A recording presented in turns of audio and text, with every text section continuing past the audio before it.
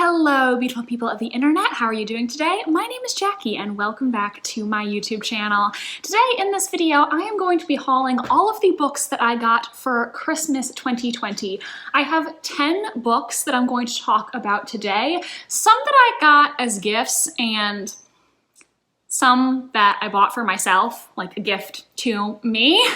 So I also, in my Scrabble TBR for January, spelled for one of my prompts the word new. So I have these 10 new books, and I'm going to have you, my viewers, decide which one of these books I'm going to read in January. I will link that Scrabble TBR video down below if you want to see the other books I picked. And then at the end of this haul, I'm going to pick out 3 or 4 books that I am particularly in the mood for right now, and then you guys can comment down below what book you want me to read. So let's just get right into the video. So the first book that I'm going to talk about in this video, my mom bought me for Christmas, and I feel like I'm the only person in the entire world who hasn't read this book yet.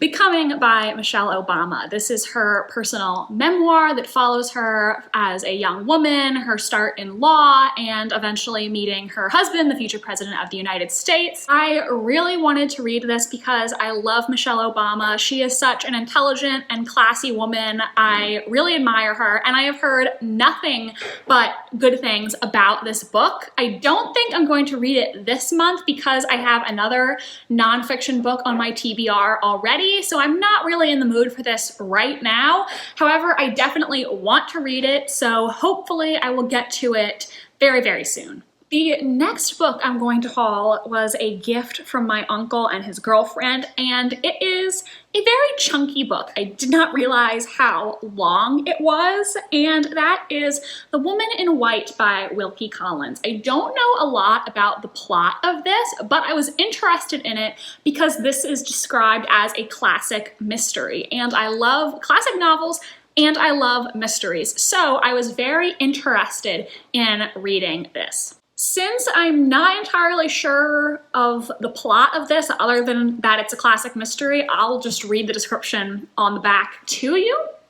One of the greatest mystery thrillers ever written, Wilkie Collins's The Woman in White was a phenomenal bestseller in the 1860s, achieving even greater success than works by Dickens, Collins's friend and mentor. The story begins with an eerie midnight encounter between artist Walter Hartwright and a ghostly woman dressed all in white who seems desperate to share a dark secret. The next day, Hartwright engages a drawing master to the beautiful Laura Fairley and her half-sister, tells his pupils about the strange events of the previous evening. Determined to learn all they can about the mysterious woman in white, the three soon find themselves drawn into a chilling vortex of crime, poison, kidnapping, and international intrigue. So sounds very interesting. I don't think this is going to go on this month's TBR because it is so long and we're already a decent way into January, so don't think this is going to be on the TBR this month, but I will be excited to get to it, and I do want to make time to read more classic books this year.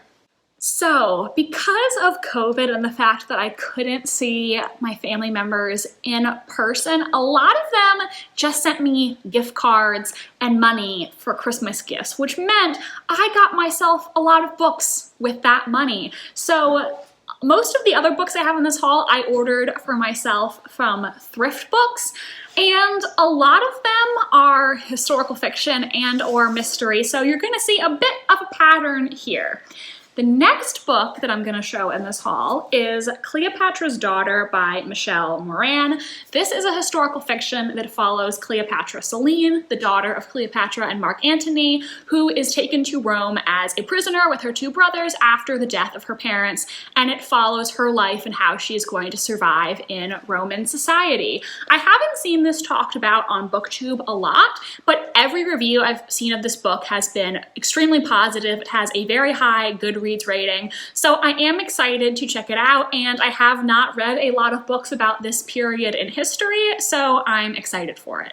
Next, I purchased Notorious Royal Marriages, A Juicy Journey Through 9 Centuries of Dynasty, Destiny, and Desire by Leslie Carroll. This is a nonfiction about notorious royal marriages in European history from medieval times all the way up to Charles and Diana.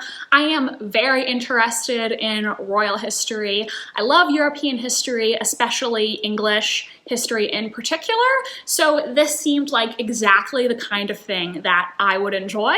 Again, don't think I'm gonna read this month because I already have a nonfiction book on my TBR, but it seems like something I would like, and that's why I decided to purchase it. Next, I purchased Charlotte Bronte, A Fiery Heart by Claire Harmon, which, as you probably guessed, is a biography of Charlotte Bronte. I'm sorry that it is really shiny. This is an old library copy, so it has some plastic wrapped on it that I might need to cut off, and it is really reflecting in my ring light.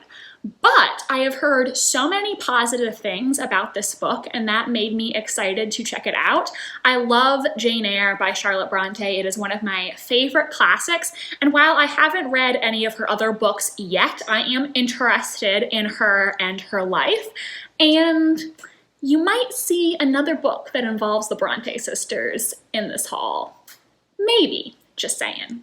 This next book is the only book remaining in the haul that I did not purchase from thrift books. So let me tell you a little story time about how I acquired this book. So my stepsister has a habit where when she finishes reading a book, she doesn't really want to keep it, so she'll just leave it where she finished reading it, which is sometimes at our house. And then those books that she left here end up finding their way onto my bookshelf because my mom puts them there, even though they're not mine. However, she finished reading this book while she was at our house, and I actually really wanted to read this. So since she didn't want it anymore, I kind of stole it. And that is The One by John Mars. This is a mass market paperback, which I don't really like those, but hey, it was free, so I really can't complain. I have heard so many good things about this book, and the concept sounds so interesting to me. This book takes place in a world where this app has been created where you can send them your DNA, and they will find the person who is supposedly your soulmate, your perfect match. And there is a murder mystery somehow involved. It sounds really interesting. It takes the elements of thriller and combines them with a sort of dystopian social commentary element. So I am excited to read this, hopefully soon. It is also going to be adapted for Netflix, and I don't know when the adaptation is coming out, but I would like to read this book before then. I also heard that some of John Mars' other books are still located within this universe, and there are references to The One in his later novels.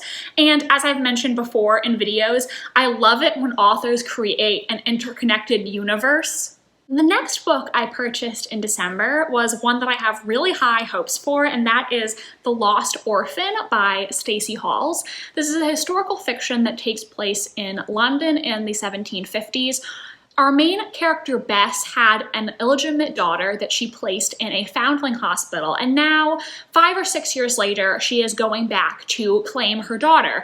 However, when she gets to the hospital, she finds out that somebody has already claimed her daughter, and she doesn't know who it was that took her daughter or why. So Bess goes on a journey to find out what happened to the child she has never known. This book came onto my radar after I heard April from Getting Hygge With It talk about how much she loved this book, and it sounded interesting to me. I am really interested currently in the concept of these historical murder mystery novels, or just a mystery in this case, because those are two of my favorite genres, and so I am really interested to pick up books where those two genres are combined into one.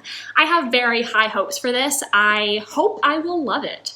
And finally, we are down to the last 3 books in this haul. These were the books that were taking the longest to ship to me, and I was really hoping they would get here in time for this video because I think these are the 3 books in the haul that I am the most excited to get to.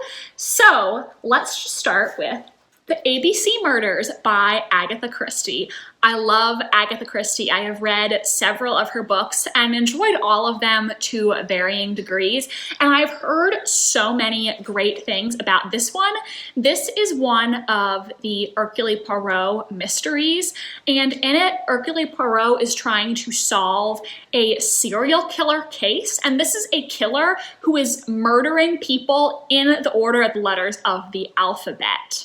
I also know that in 8 Perfect Murders by Peter Swanson, another book on my TBR, this book is referenced, and the book apparently spoils the ending for the ABC Murders, so I definitely want to read this before I pick up that book from my TBR so that I don't get spoiled.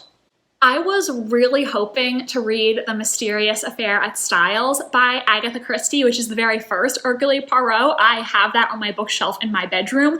However, I was listening to a podcast about Death on the Nile by Agatha Christie, which is a book by her that I have read, and without warning, the podcast host spoiled The Mysterious Affair at Styles. I was so mad. I get this is an Agatha Christie podcast, but have you considered that maybe some of the people listening are Agatha Christie fans who haven't read all of her books yet? And I have been trying so hard to forget what the person said, but I haven't forgotten. I've tried to wipe it from my memory, and it hasn't happened. So I don't think I'm going to be picking up The Mysterious Affair at Styles for my next Agatha Christie, and I want to read this one before somebody spoils it for me. Do not do what that person did, okay? If you're going to spoil a book, say spoiler alert. And there was no warning at the beginning of the podcast they were going to spoil other books. I thought they were just going to talk about Death on the Nile. Yeah, it's been months and I'm still salty about this. Don't do what that person did. I'll get off my soapbox now. The penultimate book in this haul is The Clergyman's Wife by Molly Greeley, a Pride and Prejudice novel.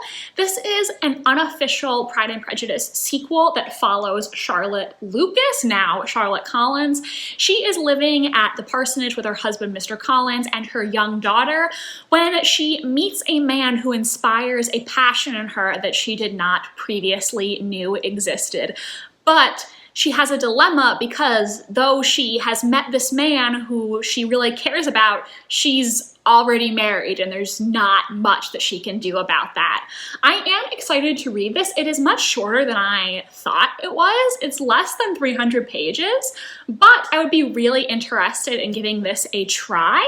There are so many different Jane Austen unofficial sequels and retellings out there because her works are in the public domain, and because I love Jane Austen novels so much, I definitely want to give some of them a try. This author also has another Pride and Prejudice inspired book that's about Anne Berg, so if I like this, I would definitely check that other book out as well. And the last book in the haul, I said the Bronte sisters might show up again, and here they are. This is The Vanished Bride by Bella Ellis. It's the first in the Bronte sisters mystery series, and this is a book where the 3 Bronte sisters decide they're going to solve a murder. And as soon as I saw this book at Barnes & Noble months ago, I added it to my TBR because that concept sounds so cool. So this one I think has such a cool concept, and it is a series, so if I enjoy this first book, then there will be more books for me to pick up in the future, hopefully. I am not exactly sure the details of the mystery the sisters are solving in this book, so I'll read to you what it says on the dust jacket. Yorkshire, 1845. A young wife and mother has gone missing from her home, leaving behind 2 small children in a large pool of blood. Just a few miles away, a humble parson's daughters, the Bronte sisters, learn of the crime. Charlotte, Emily, and Anne Bronte are horrified and intrigued by the mysterious disappearance. These three creative, energetic, and resourceful women quickly realize that they have all the skills required to make for excellent lady detectives. Not yet published novelists, they have well-honed imaginations and are expert readers. And, as Charlotte remarks, detecting is reading between the lines. It's seeing what is not there.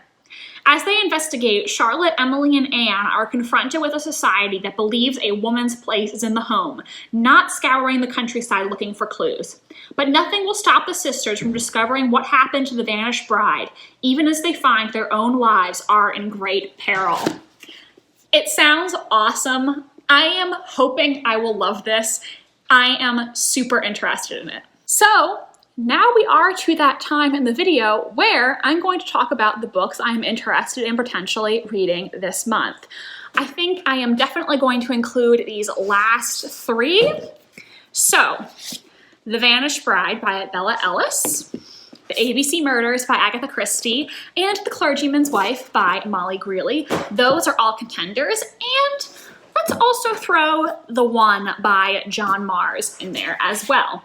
So, these are the 4 books I want you guys to choose between. Unfortunately, YouTube got rid of the poll feature, so I think this is how we're gonna do this. If you are interested in voting between these 4 books, and please do, even if you haven't read any of them, just whichever one you would like to see me read the most, vote for it by commenting down below what book you want me to read. I will keep a tally of the votes for each of these 4 books, and voting will close, let's say, 48 hours from when this video goes up. So this video will go up on Wednesday at 3:15 p.m. And so on Friday at 3:15 Eastern, the voting will close, and whatever book is in the lead at that time is the one that I will read this month. I may also put a poll on my Instagram stories for any people who follow me on Instagram with the same stipulation and voting window. So there you have it. These are the 10 books I got for Christmas or got for myself for Christmas. Let me know if you've read any of these books in this haul, and please vote between these 4 which one you would like to see me read for this month's TBR. Thank you so much for watching this video. Please give it a like if you enjoyed, and subscribe to my channel if you want to see it more from me. I post new videos every single Wednesday. My social media links are down below if you want to follow me on Tumblr, Instagram, or be my friend on Goodreads. Thank you so much, and I hope you have an admirable rest of your day. Bye, and I'll see you in the next one.